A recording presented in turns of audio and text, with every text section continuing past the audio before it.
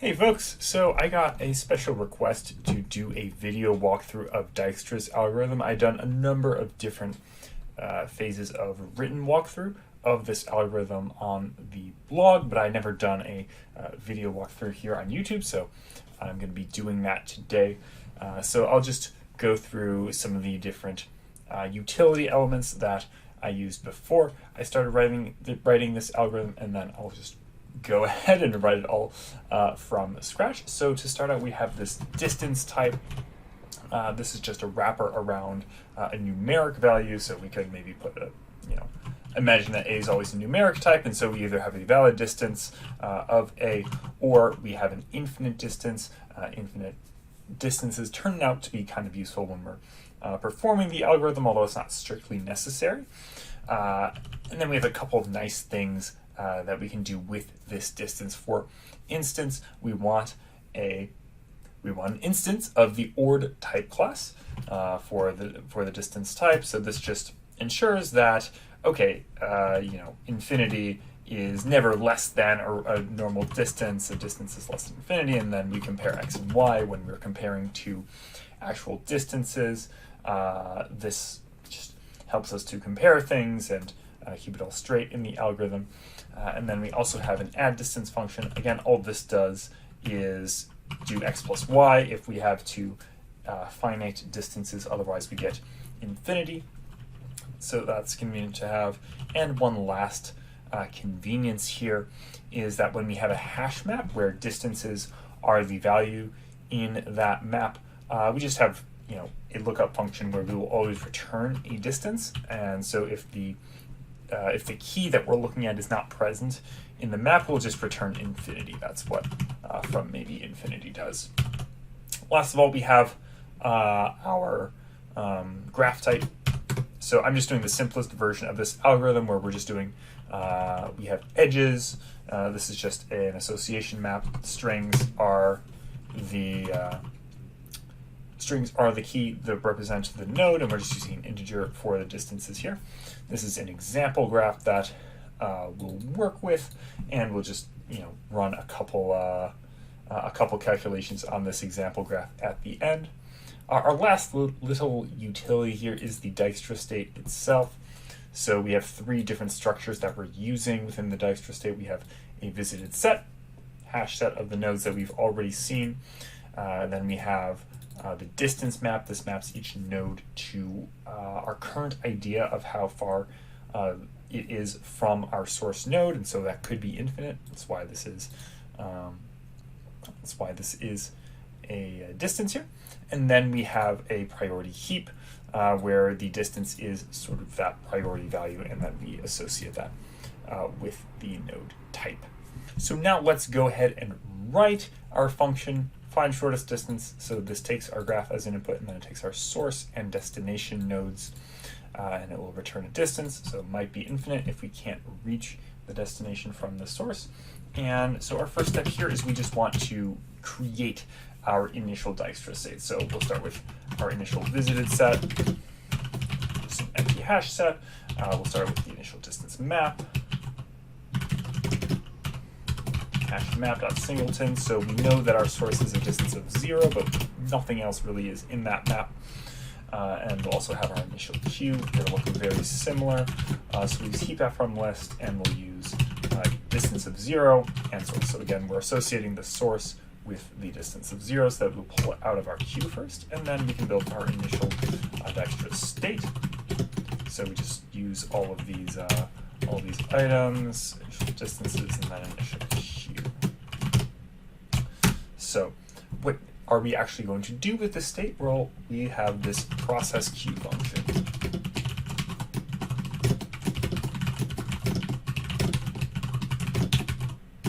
So this is going to be a recursive function. Each run through this function will take one item out of the processing queue, and we're going to process it. We're going to look at that particular node, find its neighbors, and recalculate our distances as we need to. So the first step of this process, so we'll first do a little pattern match on our Dijkstra state. Use V0 for our initial visited set, D0 is the initial distances, Q0. is our initial queue. And so the first thing we want to do, we want to look at our queue. So we use heap.view, and if it's nothing, that means we're actually done. So this is returning the distance map, the hash map there. So we'll return D0. Theoretically, we could use this to find source to all of the destinations if we wanted to run the algorithm to completion. But we could also use a different return value in certain cases. But for now, we'll just say if there's nothing else in the queue, we're done iterating. We'll return our distance map. This case, as we'll write this function, it really means that we can't reach the destination. But let's go ahead and write our normal cases. So we'll say, let's suppose we actually have something in our queue. So the item we're pulling out of our queue is this new node and the minimum distance that is associated with it for that particular element. And then this other second element of the tuple is the remainder of the queue, so we call it Q1. We'll plant that back into our Dijkstra state that we'll use for the recursive call later on. So we start out by first checking, okay, what happens if the node that we pull out is our destination? Again, this is a base case. We can return the distance map we have, just return D0, and we're done. So another, it's not quite a base case, but it's a pretty easy recursive case. We want to check if that node is a member of our visited set. If it is, we don't need to process it again because everything we've already done with it is reflected in the distance map. We aren't going to get any new information from that, so we're going to make a recursive call. And we're going to use our original Dijkstra state with one modification. The modification is going to be that our queue, node queue, is going to be equal to Q1. So that's this remaining element here.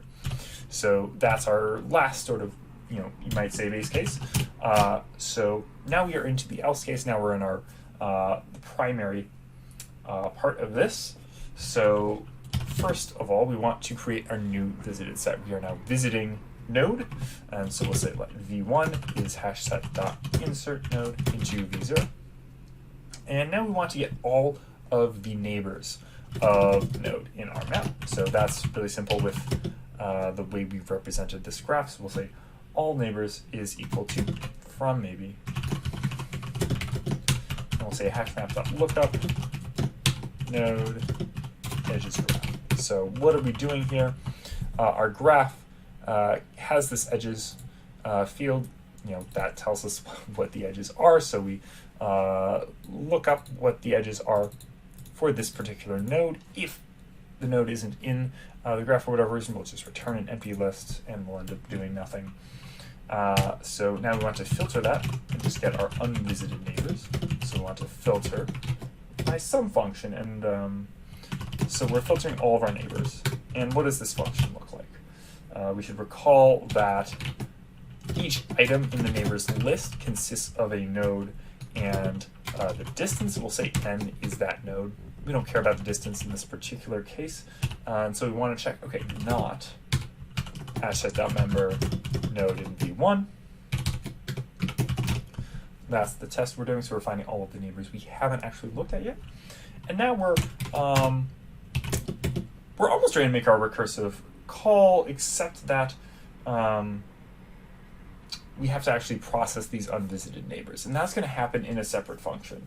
So we're going to say process queue, but it's kind of like, okay, what's actually happening here? So we want to do almost a for loop over the unvisited neighbors. And so what do we do when we want to do a for loop in Haskell? Most of the time, if it's pure, we would use traverse if there needs to be some monadic effect. But in a case like this, we can just do a fold up, and we're going to write a function for this.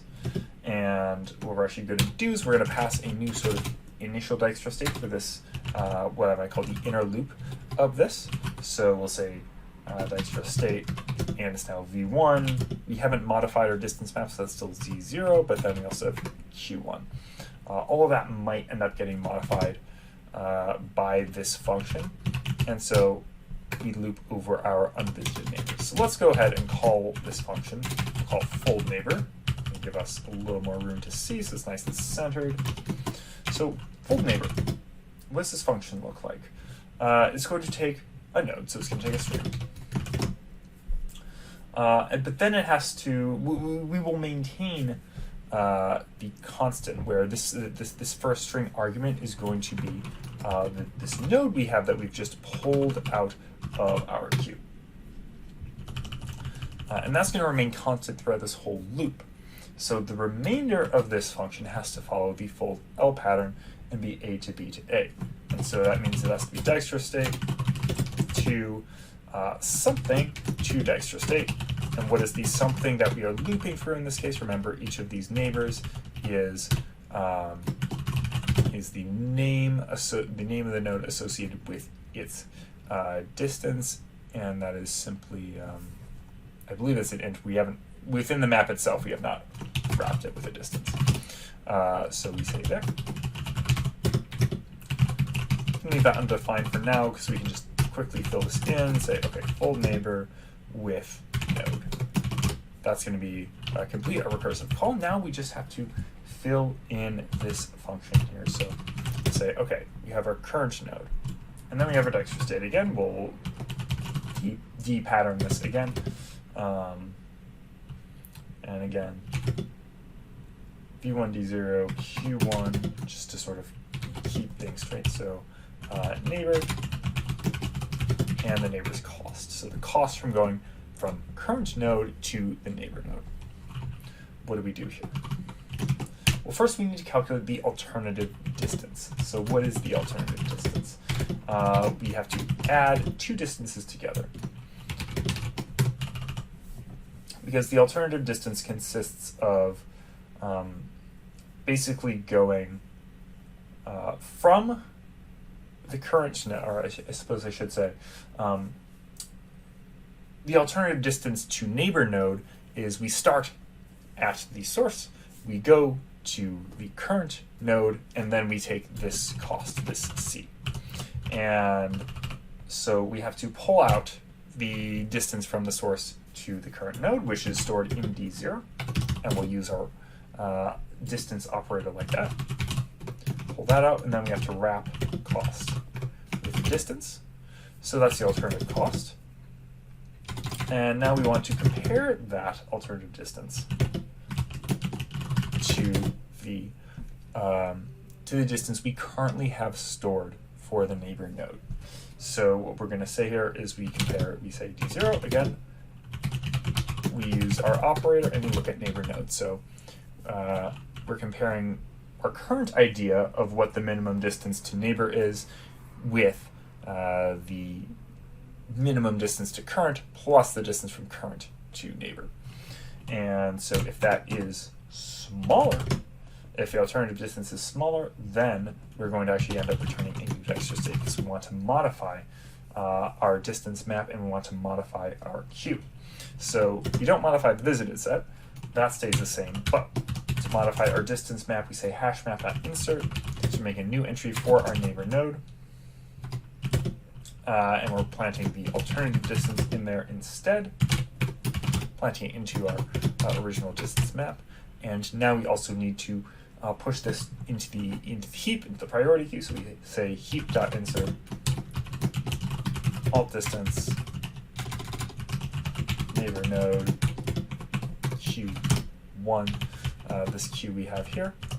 That's our final Dijkstra state. So we are done with that branch. And if the alternative distance is not as good, or if it's not a clear improvement, well, we just return the original Dijkstra state. No change is necessary in that case. So we're almost done. Now we have one more thing to do, which is we have to answer our question. So we have to take process Q, call process Q on our initial state. That, remember, gives us the hash map of the distances. So all we have to do is then query for the destination, and that will give us what we need. I think I just want to actually check. I think use an extra E in that version. But this should be a complete function. Well, let's see if there are any issues with it as I've written it. We'll go ahead and try to compile. I would, oh wow, I used the keyword. That was a very confusing message because I don't make that error very often, but I just put the word where I meant to just put the word of. Let's see what else is in here. Okay, messed up my constructor name, nothing too bad there. Okay, and now compiles. So let's go ahead. I'm just going to import this qualify just to avoid any overlaps. So we want to call d.find shortest distance. And we'll say d. I believe I called it example graph here. And so we need to pick a source and a destination. Now I believe the canonical example here in this graph I wrote is we want to go from A to D. And so we get a distance of 32. So we could go straight from A to D, that's 100. We could go from A to B to D, that's 50. We could go from A to C to D, that's going to be 20 and 40. Or I suppose I should say A to B is 1, B to D is 50, so that route is 51. If we go A to C to D, that ends up being 40. The fastest way, it turns out, we go A to E to D. First, we have to go from A to B, cost of 1. B to E is a cost of 30, and then E to D is a cost of 1. So that gives us 32. We could do some simpler calculations just from like A to E is 31, A to B ends up just being 1, obviously. We could even try to find B to C. I think we're going to find that that is not possible. That's infinity. So we can't actually, if we were to draw this graph out, we'd find that C is not reachable from B, just because D is a dead end and E is also basically a dead end. So there we have it. We've written up probably the most basic version of this algorithm that we can do without any polymorphism or anything like that. No bells and whistles here. This is just the core of the algorithm. And we can see that on this very simple example it works. So I hope you enjoyed that. And again, if you like this content, make sure to subscribe to the YouTube channel here. You can also subscribe to the mailing list on the blog. That's mmhaskell.com/subscribe. So thank you very much for watching.